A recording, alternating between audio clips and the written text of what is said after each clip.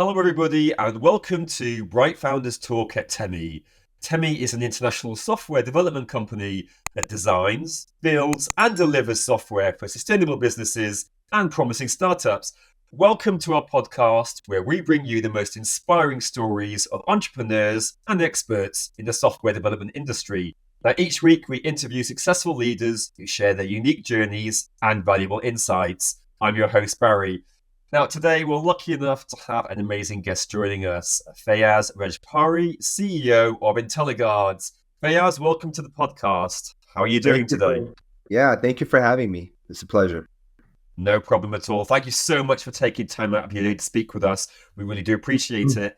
So let's start by getting to know you a little bit better. Would you mind telling me a little bit about yourself and the company that you work at? Yeah, sure. So I've been a cybersecurity professional practitioner for over 20 to 23 years now. I've been around a lot of other bright minds and people to be able to do this myself now. But yeah, it all started out. My journey started out way back in the early 2000s, I'd say. But really, fast forwarding to now, IntelliGuards was actually born from a client need to help mature and build their security operations to a global advanced 24/7 security operations. So we were founded in January of 2022 in Austin, Texas. Actually, it was during the pandemic, and I'm actually from Chicago. And we, decided to just, take a little bit of a breather and go out and explore. But back in Chicago now, our main operations reside in Chicago, Illinois, and also Toronto, Canada. And since then, we've grown our business to serve clients across the USA and Canada. And our roots come from blue team operations, red team security operations, incident response backgrounds, coming from top tier firms like, Mandiant, FireEye, RSA, in the federal space. So we're, from the trenches to now serving our customers, and we take pride in defending and testing organizations' networks. So that's what it is. That's quite a journey. Thank you for sharing it with us. Was like the pandemic the catalyst for IntelliGuards, or was it something that was in the pipeline even before then? Good question. Yeah, actually, if you think about it, it kind of was, because if you think about, what was happening during that time, right? Everyone was remote. They were at home in evening hours. There was not a lot going on. So there was a lot of incubation definitely that happened during that. Honestly, it was, even though we incorporated in 2022, incubation and things were already happening and forming into, I would say, 2021, right? So there's a lot of conversations occurring with my partners and other leaders in the space to see, how we can help and how we can make an impact in cybersecurity. So definitely, I would say yes. So something good came out of something bad. So there's that. Yeah, absolutely. Yes. Could you just share with us a little bit, elucidate on how your company came into existence? I mean, you touched on it a little there. Yeah. So, that's really what it was. And I would say that initially, this kind of wasn't something that I would say it wasn't really that intentional. It was more just one of those things that we wanted to help and, wanted to help with just organizations purely. It was a staff aug requirement and just, providing good people to good organizations to help with their security operations, right? As one thing led to another, and just, having been in this industry for so long and having some pretty good deep networks in cybersecurity, I was able to fill those requirements and making sure that, that they're moving forward on security operations. So we thought that, okay, there's something more to this. It's not just about, definitely people is a big portion of this, but it's people, process, technologies, right? So considering that, how can we build on our processes and how can we actually build on technologies to actually put it all together and provide a full operations and service, and also using technologies to advance security operations. And when you were growing up, did you always have that entrepreneurial spirit within you? Did you Actually, think, this it's is what I'm funny going that to do? you mentioned that. No, it did not. If you would have asked me, like, even 5 years ago that, hey, you want to start your own company, I would have 99% said, no, I'm good. And it's funny because my parents always have been, or specifically my dad, I'm actually both, my mom and my dad both were entrepreneurs, and actually, matter of fact, they still are entrepreneurs, right? So, and I think growing up in a household where you have entrepreneurs, you see a lot of ups and downs, and it's not straight sailing, smooth sailing, and that didn't feel good to me. I didn't want to do that. I just wanted to, you know, continue and you know, having had corporate jobs and W-2 jobs for God over 20 years. It's nice. I liked it. It's stable. So definitely was not something that I thought I would be doing. But life goes in different ways, and you go on different paths, and all of a sudden you're doing these things that you never thought you'd be doing. But in the end, it works out. Thank you for sharing that. It's quite amusing. Could you just share the story behind the development of the autonomous SoC Fusion Yeah, and yeah. how it has So yeah. adapted? Sure. Yeah. So the autonomous SOC is really something that we all are driving towards, right? So it's not something that I would say is fully there, even, for anyone that says that they have the autonomous SOC.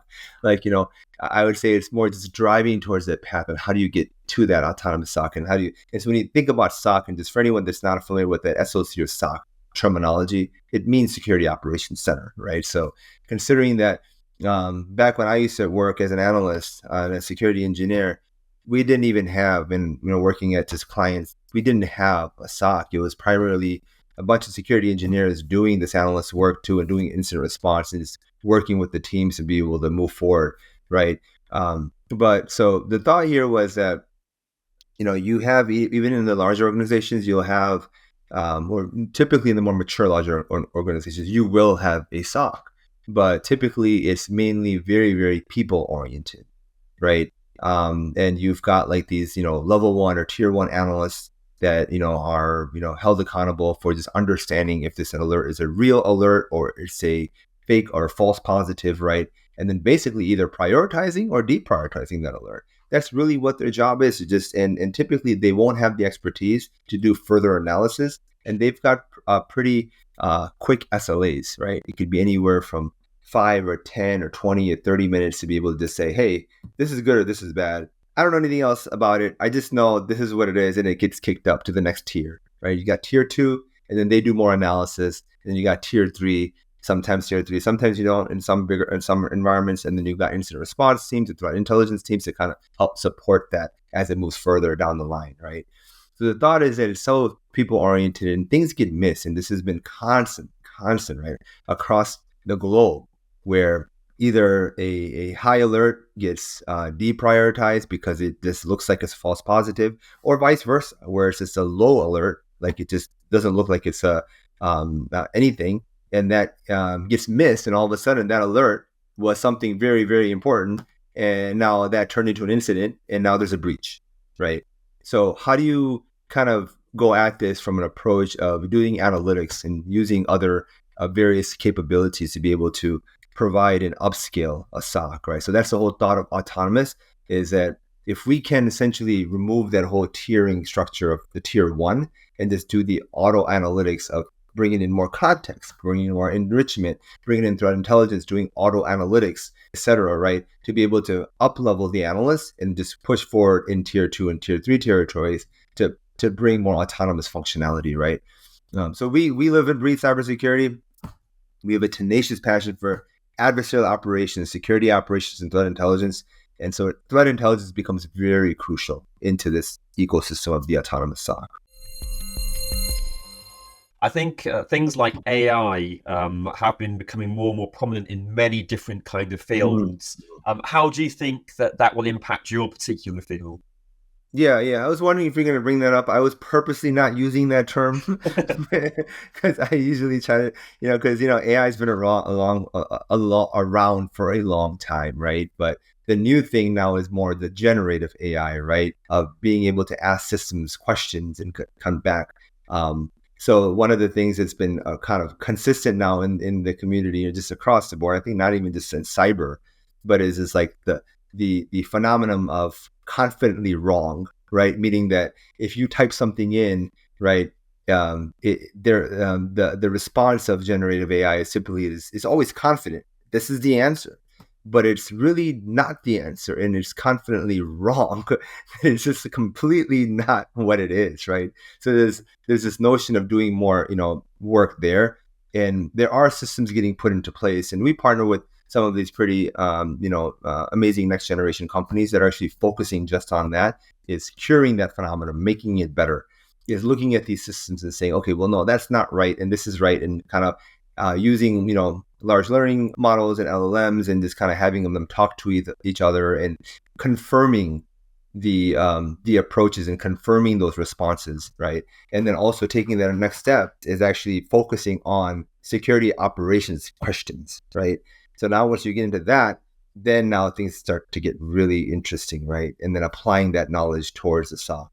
And that's where, going back to the autonomous SOC, that's where it's headed, right? So I don't know if I answered the question. I think I kind of it is. Yeah, perfectly. Thank you I very might have much. gone tangential a little bit, so sorry about that. Don't worry, we like a nice bit of tangentialism in our conversations. So moving on then a little bit, how does IntelliGuards keep its team up to date with the latest developments in cybersecurity, especially considering like the rapid pace of change in the industry? No, it's good. It's constant learning, researching, and you just can't, just go off of what you knew, even a month ago, right? Because things are, and it's a few things, right? It's I would say it's the customers, because they're the ones that are actually seeing things happen and actually undergoing, whether they're attacks or or it's compromises or breaches or whatever it is. So it's staying close to those customers and seeing what they're seeing in those environments, right? The other part of it is it's really just also staying very, very close to the adversaries and the bad guys, right? Seeing what they are doing and how are they getting into networks, right? So it's customers, bad guys, and then the third one is actually just partnerships with just, and as a community, as a security community, you want to stay close to these other cybersecurity. And it's funny because even though there's this whole business side of things, right, where there's thousands of cybersecurity companies out there, they're all competing, right? But then you take a step back, right? What's the greater mission? The greater mission is good versus bad, right? You want to be able to fight bad, and we're the good guys in this fight. So making these partnerships with these other cyber companies is actually turns into a benefit, right? So that's how I approach it. Is that keeping up with this pace is making sure that we're all going after the fight. The key mission here is keeping adversaries out. And that's how you kind of stay close, right? I like that kind of image of good versus evil. Is that something that keeps you awake at night, or is the stress of like keeping things safe in the world something that means you don't get the opportunity to have a good night's sleep? Yeah. No, what keeps me, it keeps me, kind of up, and just it's more just, if we have clients, making sure that they're good and they're protected, right? And you hear that a lot, right? But it's like considering that, doing security operations work is sometimes becomes like a thankless job, right? Because it's like, no one says anything when things are good, right? But all the fingers start getting pointed to you when things go bad, right? So all of a sudden it's like, what happened? Right? But so that definitely is a big stressor. Is it just making sure that even though no one says anything when things are good, that's actually fine, because you kind of want it that way. You want it like, you want things to be just kind of like quiet. Could you just outline a little bit about your primary focal points and the ongoing projects or endeavors that you're currently on? Yeah, so kind of writing off the good versus bad, right? The focal point, and getting a little bit more detail and specifics, right? Is there's a terminology called, and most in cyber are aware of them, but it basically comes out to red teams and blue teams, right? The red teams are more offensive in nature. They're typically they're trying to mimic the bad guys, right? And so even though the red teams in an organization are good guys, but they're offensive security people, right? They provide security assessments, penetration testing. More importantly, providing those services actually mimic those adversarial tactics and techniques and procedures, and while just testing those controls and essentially attempting to break in. But the whole purpose of it is to find out the weaknesses in the network and the environment and those vulnerabilities, so that they can be then fixed, right? So that's one side of that, right? So that's one, and going back to focal points, right? That's one of those focal points that we started to kind of get into now, even though we're we're traditionally, we are, in my background is definitely blue team, right, which is more defensive, right, and that's the one that we've been doing, and I've known, and I've been, in that space for over 2 decades, right. And that going into it is more the security operations. And really what it comes down to security operations is it's really three things: it's detect, respond, and prevent, right? And if you can do those things, and prevent, detect, respond, and prevent against cyber attacks. And how do you do that, right? By triaging alerts, by doing log analytics, by enriching those analytics and details with other intelligence, live forensics, analysis at scale, right? All of those things, right? So between that and then now all of a sudden that focal point has kind of, like what I said, the red teaming engagements have kind of come to us too now, because we're doing defensive and providing that security operations. Like, okay, well, can you actually see if we're compromised, or can you? And yes, sure, we can. So those are the real focal points. It's just those two things, and that's how we move forward. And so you've had quite a long and illustrious career, but during your career, what has been your most unexpected challenge?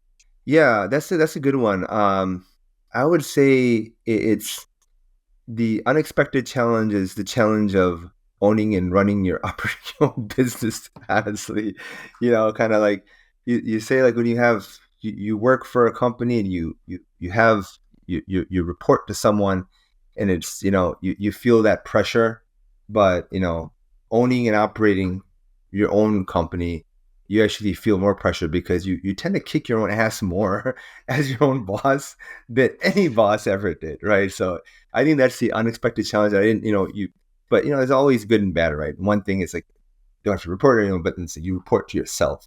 So that's always a difficult one to deal with, I would say.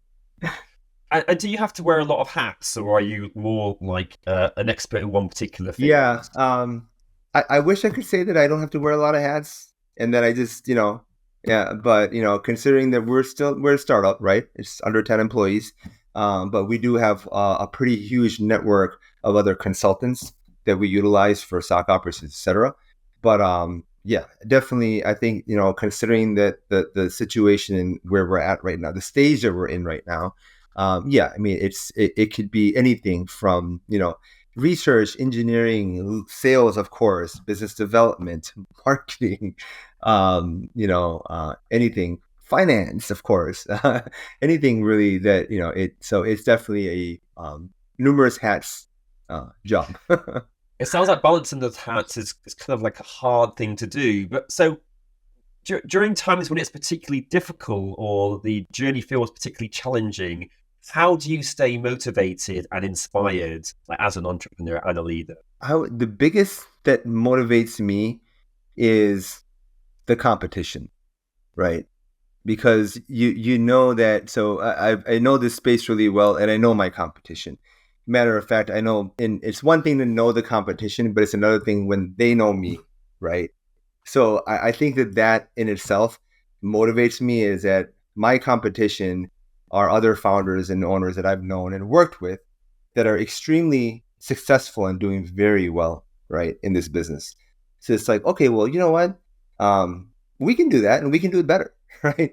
So I think that really gives me motivated. Okay, it's that North Star, is that what does success look like, and how do we actually, in being in the cyber industry and being how needed it is, how can we continue to evolve and make this better and be better, right? So I think that's the biggest thing. And do they know you as well as you know them? I would say, I mean, I've worked with a lot of them, right?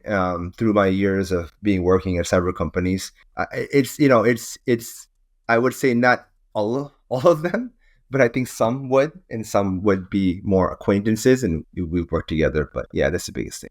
And we talked about some challenges, but are there any valuable lessons that you've also learned since you've been on your journey? The biggest, I would say, is, you know, it's easy to judge, and just kind of, and as an employer now too, right? One of the lessons I've learned is you never want to. It's easy to just go through the interview process and bring on folks that just really know their job, right? But one takebacks that I have is that you always want to give the folks the benefit of the doubt, right?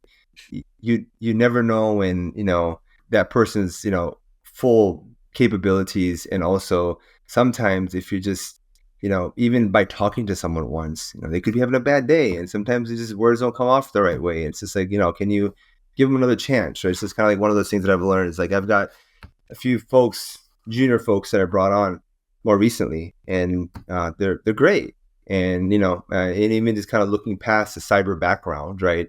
Because sometimes it's just more the drive and that fire in your belly that makes people do even better than people that have a lot of cyber experience and may not be as good, right?